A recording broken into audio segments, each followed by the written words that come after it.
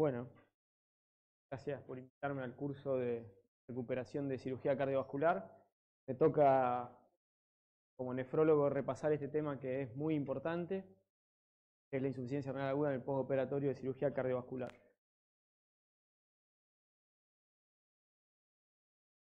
Bueno, lo importante del tema se ve reflejado en la cantidad de publicaciones. Cuando me puse a buscar por año en PubMed, vemos que hace 1 o 2 décadas había muy pocas publicaciones por año y fue aumentando progresivamente. El año pasado, 2019, y este año 2019 ya más de 50. Así que hay de todo para repasar, leer y bueno, algo de eso vamos a tratar de exponer brevemente. ¿Por qué es tan importante este tema? Bueno, es muy importante porque es una de las complicaciones más frecuentes y más graves de la cirugía cardíaca. Afecta hasta el 30% de los intervenidos y aumenta la morbimortalidad, la estadía en UTI y los costos en salud. Acá vemos este gráfico donde se ve la diferencia significativa sobre vida entre los que no tienen AKI y los que tienen insuficiencia renal aguda. AKI es la abreviatura en inglés. Y aún más marcada en la sobrevida más baja si esos pacientes que hicieron insuficiencia aguda requirieron de diálisis. O sea, un paciente con falla renal aguda que requiere diálisis después de una cirugía cardíaca tiene aumento de la mortalidad entre el 50 y el 50%. Este es de todos los postoperatorios, cuando se mide insuficiencia renal, la cirugía cardíaca es la que más incidencia tiene de IRA. Este es un estudio de Barcelona, de varios hospitales, donde compararon todas las cirugías y buscaron la incidencia de IRA y la cirugía cardíaca era la que más lo provocaba. No solo para enfermedad coronaria y reemplazo valvular, sino también para trasplante cardíaco. Si uno tiene insuficiencia renal después de un trasplante cardíaco, la mortalidad, miren, comparando AKI versus no AKI, la mortalidad aumenta un 50% por lo menos. La definición de insuficiencia renal aguda después de una cirugía cardíaca para los equipos de recuperación cardiovascular es un tema muy importante, que me pareció muy importante porque generalmente tienen muy claro el concepto, pero no la definición. Entonces me gustaría repasar eso, porque todos los equipos de recuperación tienen que tener clara la definición de IRA. Al tener clara la definición de IRA, pueden comparar con otros centros y ver si están trabajando bien o mal en esta enfermedad. El concepto de IRA todo el mundo lo tiene claro, que es el cese abrupto de la función renal, que suele ser reversible, que se acompaña del aumento de los productos nitrogenados en sangre y que puede cursar o no con oliguria. Y así con este discurso nos piden las interconsultas. Pacientes que han dejado de orinar o que aumenta la creatinina, pero no es habitual la definición, y la definición tiene que ser exacta para poder comparar. Como dice acá esta oración, hasta el 2004 había más de 30 definiciones de IRA, lo cual hacía imposible comparar trabajo. Para algunos tipos de recuperación, los pacientes tenían insuficiencia renal aguda cuando tenían más de 2,5 creatinina, para otros más de 0,3, para otros cuando necesitaban diálisis. O sea, más de 30 definiciones en todos los trabajos, lo cual había incidencias comparables. Para algunos la IRA era un problema del 5%, para el otro afectaba el 50%. El problema era que no lo definían. A partir del 2004 aparece la primera clasificación seria de IRA, que es el rifle, que tiene 5 estadios. En el 2007 se abrevian eso con la clasificación de Akin, que lo resume en 3, y la última del 2012, la CADIGO, que dice que un paciente tiene insuficiencia renal aguda cuando la creatinina aumenta más de 0,3 o tiene menos flujo urinario menor a 0,5 mililitros kilo hora, que para alguien de 70 kilos promedio es orinar menos de 35 mililitros por hora. Entonces, con esta definición, uno ya podría tener esto y comparar con otros estudios. De todos modos, los dos parámetros para clasificar la insuficiencia renal aguda, que es la creatinina y el flujo urinario, tienen los dos limitaciones. Vemos este estudio que utilizó rifle, veían que el 40% tenía oliguria y se podía clasificar como IRA, pero solo el 10% de ellos tenía elevación de la creatinina. La caída del ritmo diurético puede obedecer a otras causas que no sean falla renal, como por ejemplo En el postoperatorio, un paciente que está con estrés, con dolor, puede tener liberación de hormona antidiurética, puede tener líquidos, en fallar, cual es poco específica. Y la creatinina también, sabemos los nefrólogos, que tiene su limitación, porque para que la creatinina empiece a subir, el filtrado glomerular tiene que haber caído el 50%, cual es tardío. No puede tener un daño renal, para caer el filtrado y recién a las 48 horas, 2 horas empezar a subir la creatinina. Con lo cual, la creatinina, que es un marcador accesible y relativamente bueno, es tardío, con lo cual podemos perder tiempo en instaurar medidas de prevención o tratamiento. Para eso, bueno, este cuadro lo ejemplifica, nosotros podemos tener una injuria o un daño renal, a las horas empezar a caer el filtrado, a las horas o días empezar a subir la creatinina y perdimos mucho tiempo. Para tratar de solucionar eso aparecieron los biomarcadores de daño renal. Hay varios en investigación, varios en la literatura, de los más importantes el Enegal, el KIM1, la interleuquina 18, y estos biomarcadores son más sensibles, son más rápidos y más específicos de daño renal. El problema es que no están disponibles para la práctica clínica habitual, son muy caros. Este que está acá abajo es el NephroCheck, que sí se utiliza bastante en el primer mundo. Acá en Argentina no lo sé si algún equipo lo tiene, pero estos biomarcadores serían muy importantes poder usarlos para no esperar la creatinina, saber que hay daño renal con mayor antelación y poder tomar medidas de prevención o tratamiento. Acá le quise dejar dos escritos que saqué, uno de una publicación para que entiendan lo que les estaba explicando. Dice que la falla renal aguda ocurre entre el 5 y el 42% de los pacientes después de cirugía cardíaca, dependiendo de cómo se clasifique la insuficiencia, lo que hablábamos hoy. Esto no puede pasar más. Todos tenemos que decir que el 30% de insuficiencia renal aguda, en los otros sanatorios, en la Nefro o en Santa Fe, tienen que compararlo con la misma definición y así saber si tienen un problema. Y esta es una charla de un nefrólogo que escuché el año pasado y decía, en el pasado el diagnóstico estaba basado en el aumento de la creatinina. Bueno, el pasado para nosotros sigue siendo presente, sigue siendo el aumento de la creatinina. La consulta a los nefrólogos son cuando aumenta la creatinina. Los biomarcadores todavía no lo tenemos posible. Creo que vivimos nosotros. Bueno, los factores de riesgo para insuficiencia renal aguda lo podemos dividir en 3 grandes grupos: preoperatorios, intraoperatorios o postoperatorio. De los preoperatorios, la edad avanzada, el sexo femenino, la hipertensión, la dislipemia, la enfermedad crónica renal, enfermedad hepática, la enfermedad periférica. Bueno, hay varios factores de riesgo que predisponen a un paciente a desarrollar IRA, de los cuales me gustaría comentar dos. La edad avanzada, nosotros sabemos que a medida que avanza la edad se van perdiendo masa nefronal y que los riñones se vuelven más susceptibles a las agresiones y de recuperación o más tardía recuperación. Con lo cual la edad es un factor muy importante. Y el otro es la insuficiencia renal crónica, sobre todo en estadios avanzados, que son nuestros pacientes, los pacientes nefrológicos. Sabemos nosotros que la causa número 1 de muerte en nuestros pacientes es la enfermedad cardiovascular. De hecho, la enfermedad renal crónica es un factor independiente de riesgo cardiovascular. Estos pacientes, cuando van a cirugía cardiovascular, son pacientes complejos, sobre todo cuando están en la insuficiencia renal crónica avanzada, porque tienen sobrecarga líquida, trastornos electrolíticos, tienen anemia. Entonces, por ahí requieren filtros de la circulación extracorpórea, transfusiones, también demostraron ser un factor. Con lo cual son pacientes bastante complejos. Acá agregué otra, el contraste. El contraste endovenoso en un estudio, si la cirugía se hace contraste y se va a cirugía, dentro de las 24 horas se vio que tiene mayor riesgo de sufrir insuficiencia renal aguda. Con lo cual se sugiere que si uno va a hacer un estudio de contraste, posponer unos días, 4 o 5 días la cirugía, no hacer contraste y al otro día entrar al quirófano, porque es un riesgo aumentado de insuficiencia renal aguda. Tal es así lo que le decía de los pacientes renales crónicos, que si uno, por ejemplo, va a hacer un trasplante cardíaco y tiene una insuficiencia renal crónica avanzada, con filtrado menos de 30, lo que se sugiere es hacer un trasplante combinado, corazón y riñón, porque las chances de hacer falla renal después de un trasplante cardíaco son altas.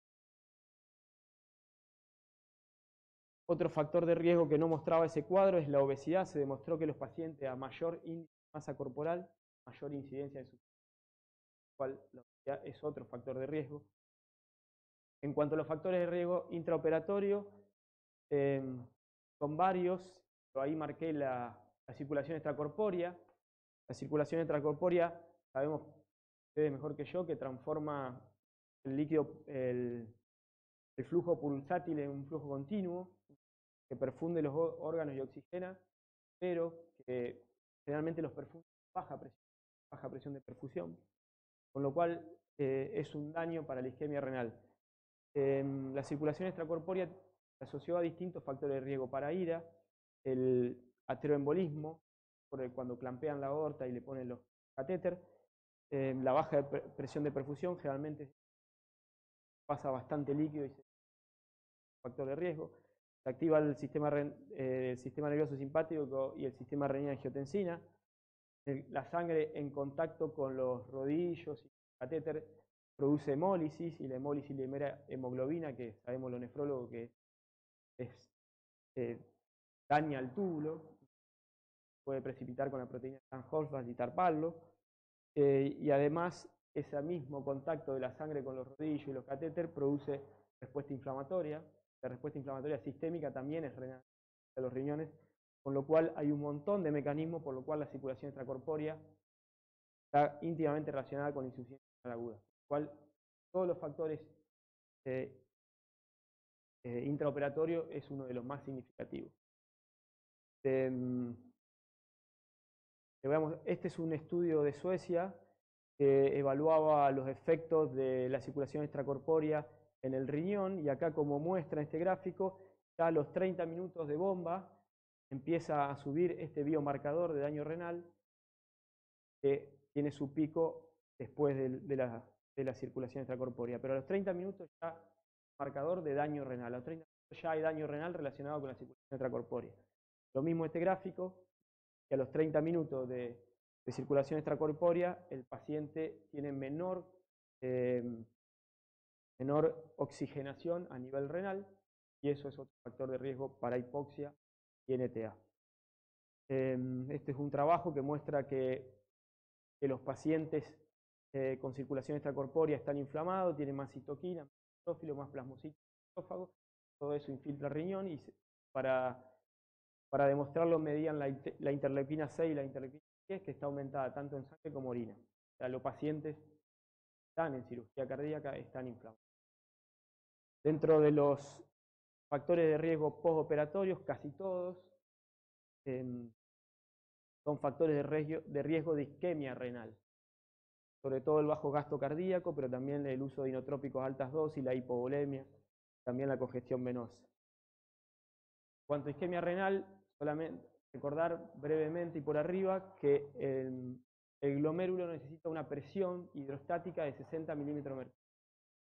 Esa es la presión necesaria para poder filtrar, porque lucha contra la presión de la cápsula de Bowman, de la luz tubular, menos la presión coloidosmótica, que solamente es porque la albúmina. Pero el riñón necesita tener una presión hidrostática a nivel glomerular de 60 milímetros de mercurio. Cuando la TAM es normal, esa es la presión que se tiene y el riñón funciona bien. Ahora, en una cirugía cardíaca, si la TAM baja, el riñón puede llegar a bajar los 60 milímetros de mercurio y perder la capacidad de filtrar. Si la TAM baja hasta 80, no pasa nada, porque el riñón tiene regulación renal. Eso significa que a medida que va cayendo la TAM y hasta 80, el riñón es capaz de liberar mediadores químicos que lo que van a hacer es dilatar la arteriola eferente y cerrar la eferente para mantener presión, para mantener los 60 milímetros de mercurio. Pero si esa TAM sigue bajando y cae menos de 80, se pierde los 60 milímetros de mercurio que necesitan los capilares glomerulares y empieza la isquemia. Estos son los mediadores químicos que producen vasoconstricción y vasodilatación. Son varios y hay otros más, pero para nombrar como importante la prostaglandina, que vasodilatan la eferente. El riñón lo usa como mecanismo de autorregulación, y que si el paciente estaba tomando AINES no le va a dejar autorregular.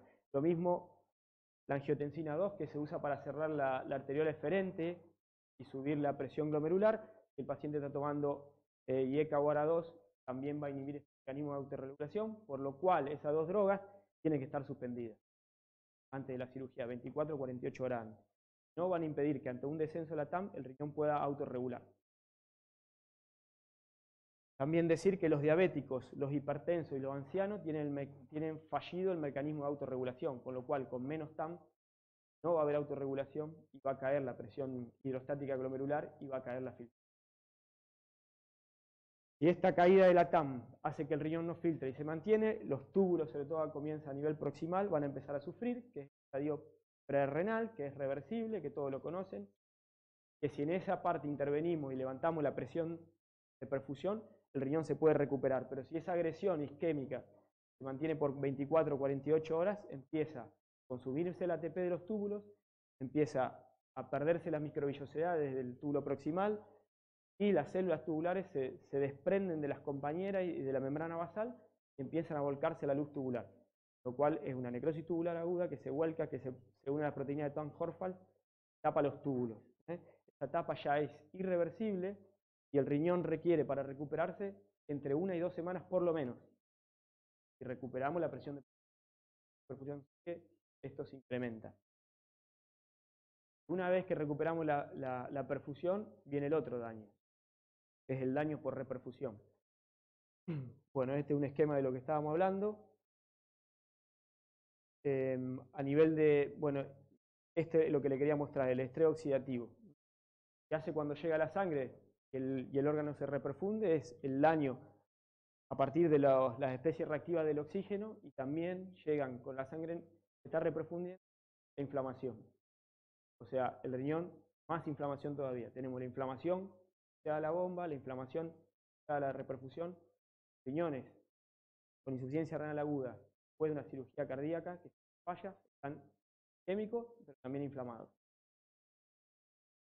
Este es un gráfico que resume todos los mecanismos posibles, resumen, que causan ira después de una cirugía cardíaca, donde destaca la isquemia, que es lo que recién vimos, pero también la inflamación, los daños por reperfusión, y también tenemos, no está en este gráfico, pero habría que sumarlos, en los daños en los riñones por nefrotóxico. Un paciente con endocarditis que viene con glucósidos, o un paciente que estaba con AINES, o alguien que se hizo contraste entre la cirugía, se agrega a estos mecanismos.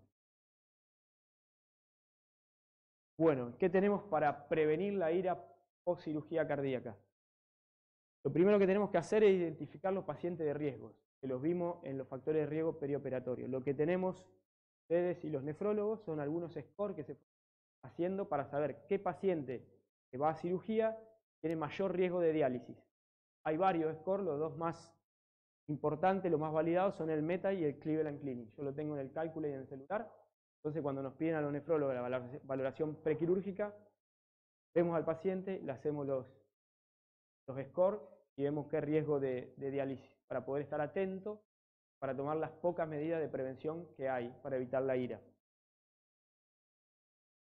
Entre las pocas medidas, una de las más eficientes, como dijimos hoy, tenemos que mantener la presión de perfusión renal, por lo cual tenemos que tener un intravascular adecuado, evitando la congestión venosa. La fluidoterapia se puede hacer con cristaloides o coloides, como ustedes saben. Hubo un montón de trabajos que investigaron qué era mejor, coloide o cristaloide. Sabemos que los coloides lo que hacen es mantener mejor el intravascular, pero se asoció, los coloides no fueron superiores a los cristaloides, incluso varios trabajos asociaron coloides con insuficiencia renal aguda. Ahí les puse uno. La administración de albúmina está asociada con falla renal aguda en pacientes con cirugía cardíaca. Entonces, para los pacientes que están en cirugía cardíaca, cristaloide sobre coloide, excepto, y demostró en los pacientes que se operan que tienen albúminas bajas. En eso la administración de albúmina ha mostrado beneficio en algunos estudios. La hidratación tiene que ser, se puede, utilizando métodos de control, monitoreo. Ha demostrado mucho beneficio cuando la fluidoterapia está acompañada de monitoreo. Porque sabemos que la hipovolemia como la hipervolemia son dos factores de riesgo de mortalidad. Entonces tenemos que tratar de lograr una normovolemia que perfunda bien los órganos, en este caso el riñón, sin pasarnos, porque la congestión venosa también impide el buen funcionamiento. Lo único de los cristaloides acordarse que el exceso de biológico puede causar dos entidades nefrológicas. Una, la insuficiencia renal aguda por exceso de cloro, que por múltiples mecanismos dañaría el riñón, entre ellos la vasoconstricción, pero también la acidosis hiperclorémica o dilucional que produce la grande cantidad de cloro. Entonces, tener en cuenta eso.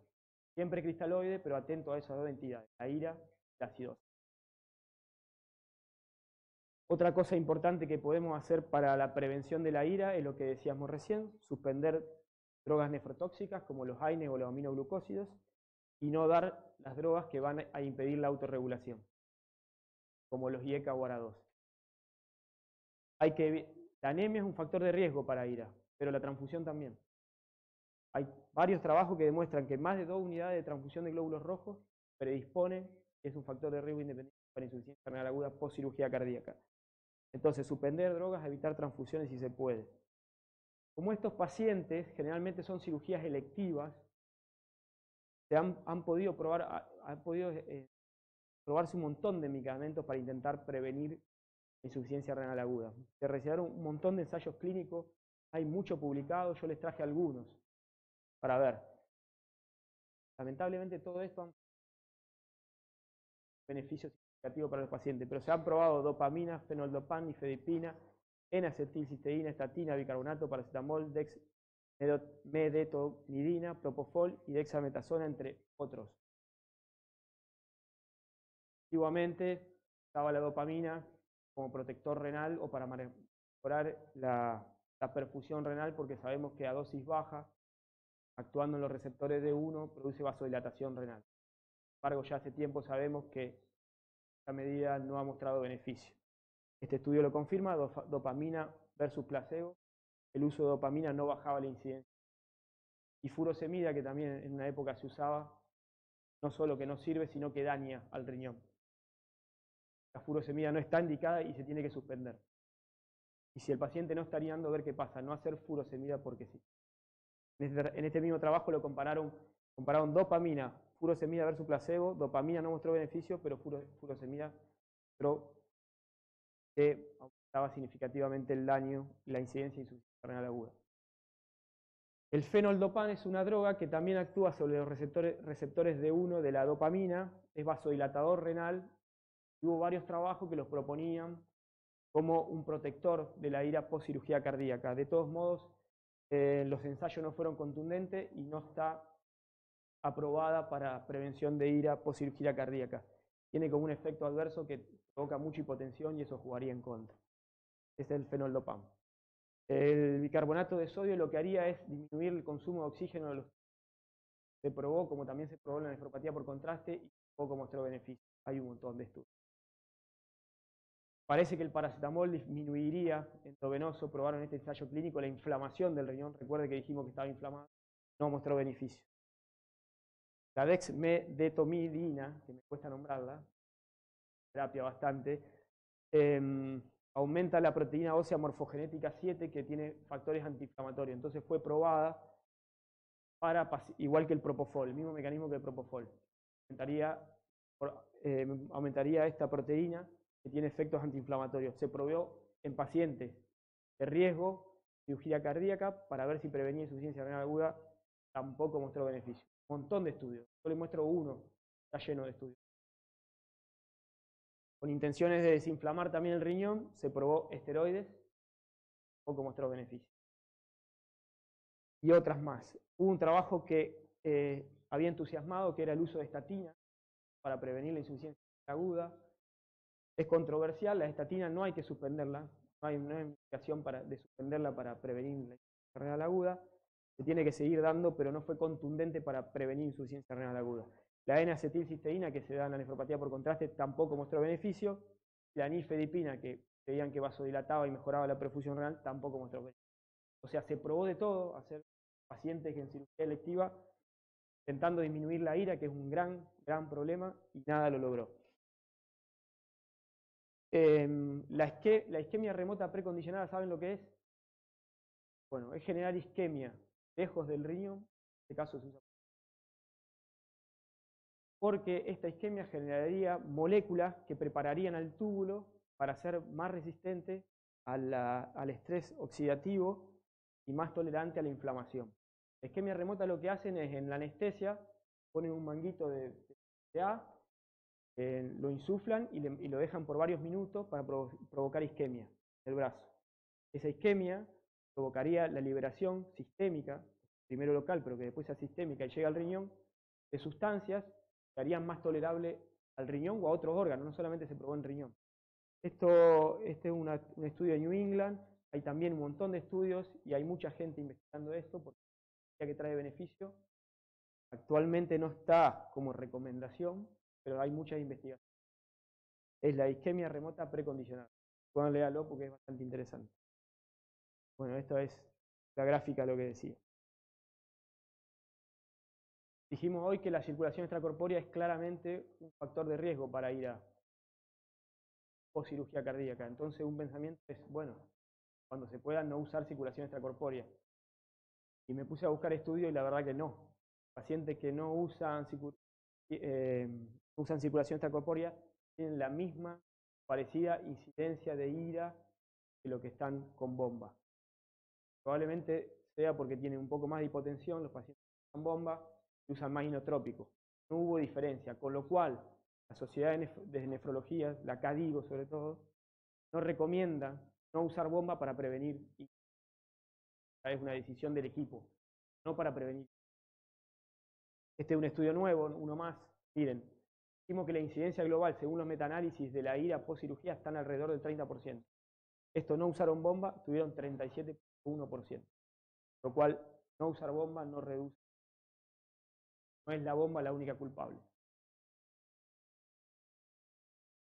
Y el TAVI, al tener mayor estabilidad hemodinámica y producir menos inflamación, también es tentativo para disminuir las incidencias de ira. Sin embargo, este estudio publicado no encontró diferencias en incidencia de ira por TAVI versus cirugía. Pero miren qué llamativo, es un estudio bastante nuevo. Miren cómo define ira. Dice, no hubo diferencias en ira definida como una creatinina postoperatoria mayor de 3. ¿Viste? O iniciación de diálisis. ¿Viste? Le dio muy baja la incidencia porque tiene un corte muy alto. Pero esto no puede pasar más. Hay que usar las definiciones validadas. La última validada y la que tenemos que usar todo es la CADIGO 2012. Si el paciente tiene aumento de la creatinina más de 0,3 ya está en ira. O si la diuresis cae en menos de 35 mililitros hora por más de 6 a 12 horas, podemos decir que está en ira. Después tendremos que evaluarlo. Con lo cual, ¿qué tenemos de efectivo para prevenir la ira? Y resumir, identificar la población de riesgo, lograr una adecuada presión de perfusión renal, que lo vuelvo a repetir, el glomérulo necesita 60 milímetros de mercurio, evitar la congestión venosa, evitar los nefrotóxicos y evitar la transfusión de sangre. ¿Qué hay para el tratamiento? Cuando la ira ya está establecida, bueno, ahí intervenimos los nefrólogos y vemos si el paciente necesita diálisis. Dijimos que la incidencia está alrededor del 30%, pero los que necesitan diálisis no pasan del 5%. Ahora, necesitar diálisis, dijimos al comienzo, aumenta la mortalidad significativamente para los que no necesitan diálisis. Y los nefrólogos que vamos a evaluar, si hacemos diálisis precoz o tardía, qué modalidad de diálisis usamos, usamos intermitente, si hacemos terapia continua, hacemos un híbrido, qué dosis vamos a usar de diálisis, la frecuencia, el acceso vascular, el filtro, bueno, ya todas cuestiones propias de la nefrología. Algunas cositas que les traje y que quería que veamos era que hace unos años atrás se proponía, había algunos estudios que favorecían hacer la diálisis precoz. ¿Qué es la diálisis precoz? Bueno, tiene una definición, después la vamos a ver. Pero es cuando el paciente comienza con falla renal, no tiene ninguna medida de laboratorio o sobrecarga líquida, cuando el paciente está compensado, pero empieza con falla renal, empezar con la terapia extracorpórea, diálisis. ¿Cuáles eran los beneficios? Por ejemplo, hay varios.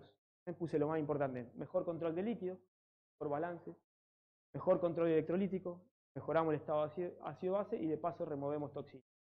Ahora, es tentador esto, tener un paciente que está recuperándose con diálisis, pero la diálisis tiene también sus riesgos.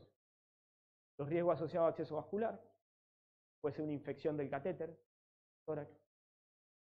Paciente la diálisis no deja de ser un estrés hemodinámico, con la circulación extracorpórea de la bomba, en la diálisis también.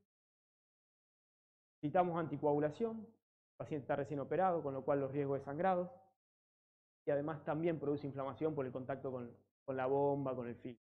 Con lo cual, una diálisis precoz es beneficiosa, pero tiene riesgos. Entonces, ¿qué hacemos? Bueno, este es un estudio del año pasado, bastante nuevo, que comparaba diálisis precoz con diálisis por indicación, que es la tardía, digamos. ¿Qué es indicación? Sobrecarga líquida, hipercalemia, ácido. Comparó cómo le iban a los pacientes con diálisis precoz con diálisis tardía. Hay muchísimos trabajos de eso. Muchos de esos proponían la diálisis precoz. Lo que se vio es que ser diálisis precoz no tiene beneficio, mortalidad o en estadía en UTI con diálisis tardía. Vamos. Con lo cual hoy podemos o no hacerla, pero no hay una indicación para eso. Lo otro, rápidamente ver, ¿qué hacer? ¿Diálisis continua o diálisis intermitente o un híbrido? De una intermitente alargada, digamos. Bueno, claramente la diálisis continua es menos agresiva y está indicada en pacientes con inestabilidad hemodinámica. El paciente, si está inestable, debe tener una terapia continua, la tolera mucho mejor. Los líquidos se pueden sacar en 12, 24 horas y no hay que sacarlo en 4 horas como hacemos las intermitentes. Eso es para inestabilidad hemodinámica. Ahora, si el paciente está con falla renal y no está inestable, la intermitente no es peor en términos de mortalidad y de complicaciones comparado con la continua. ¿Cuál se puede hacer? Acá en la ciudad de Santa Fe, en el ámbito privado, no hay terapias continuas. Y en el Hospital Cuyem tenemos terapia intermitente y lo que podemos hacer con las máquinas y la técnica de la terapia intermitente es alargarla, hacer un SLED para tratar de bajar la bomba, que es el QB, la bomba los mililitros, el rodillo que saca la sangre del cuerpo, bajar el líquido de diálisis, el QD también, ultrafiltrarlo en 6-7 horas y no en 3 o 4 horas, no, gracias. Y eso es una terapia híbrida. No tenemos terapia continua, en paciente inestable podemos hacer terapias híbridas.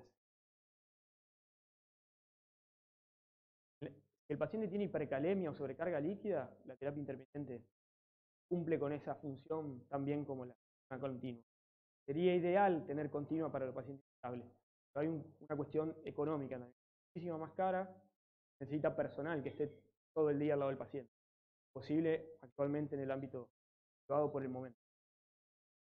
La diálisis peritoneal también tendría un papel en la IRA o cirugía cardíaca. El papel es limitado porque tenemos la hemodiálisis. La peritoneal se podría utilizar, pero hay que poner un catéter en la cavidad abdominal. Eso aumenta muchas veces la presión intubado. Necesita grandes cambios de volumen. Está una maquinita que se llama cicladora que lo hace esos volumen. Con lo cual es un poco más compleja y habitualmente se puede usar, pero tampoco la usamos acá en el ámbito privado. Más allá de la diálisis, los pacientes con falla renal aguda tienen que estar bien nutridos, porque la desnutrición es un factor de riesgo de mortalidad también, con IRA post cirugía cardiovascular. Las calorías tienen que estar entre 20 y 30 kilocalorías kilo por día. Si el paciente está en diálisis, eso se puede aumentar un poco más las calorías. La glucemia es importante tenerla controlada entre 80 y 150. Y esto es un poco de presente y futurología. Traje para ver que se están en las ratas inyectando stem cells subcapsulares en el riñón que crean mecanismos antiinflamatorios y reparadores. Está probando ratas y en algún papel en el cuadro de insuficiencia aguda, no lo sabemos. También la fosfatasa alcalina tendría un potencial tratamiento proinflamatorio y también se podría probar, se están haciendo algunos estudios. Los pacientes que hacen falla, que no tenían insuficiencia renal, pero que hacen IRA post cirugía cardíaca, muchos de ellos pueden quedar con un daño renal y algunos con el tiempo poder incluso ir a diálisis. Los americanos tienen un score para evaluar eso, el riesgo de ir a diálisis futuro, se llama MAKE, se puede calcular a los 30, 90 o al año. Y nada más. Todo. ¿Dudas? Creo que lo concreto es, a manera de resumen, es saber que es una complicación muy frecuente y muy grave, como que aumenta marcadamente la mortalidad. Eso me parece un punto a resaltar. Lo otro es, como grupos de recuperación, definan CADIGO con la clasificación CADIGO para saber qué porcentaje, qué incidencia de IRA tienen ustedes, para compararse con otros centros y saber si están haciendo bien. Eso me parece un tema importante. Lo otro, identificar los factores de riesgo, hacerle los scores para ver el riesgo de diálisis y después las pocas medidas de prevención. Una buena hidratación para mantener una presión de perfusión renal adecuada. ¿Alguna duda? Sí. Sí. 24 o 48 horas antes. O igual que la furosemida, igual que la metformina. La metformina no es tóxica renal, pero si el paciente entra en ira va a producir ácido cítrico, puede producir ácido cítrico. Entonces, hacer metformina, hacer diuréticos, hacer IECA-ARA2, suspender AINES, aminoglucosa, cualquiera no IECA. El IECA y el ARA2 son los únicos que van a impedir que el riñón juegue con su autorregulación. Otro betabloqueante, calcio antagonista no influye, que cualquiera. Pero IECA-ARA2 suspende. Sobre todo en los ancianos, en los hipertensos, que es el mecanismo de autorregulación. La gente lo tienen dañado. Piensen que si la TAM está en 90, el riñón lo puede manejar. Ahora si la TAM baja a 60, se pierde. ¿Duda?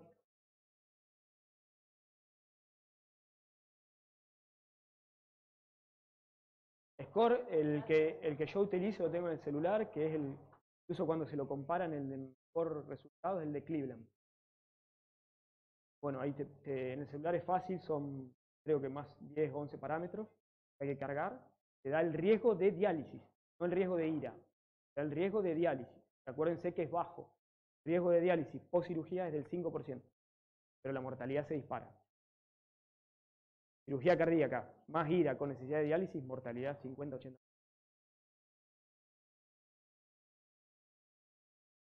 Listo. Gracias a ustedes.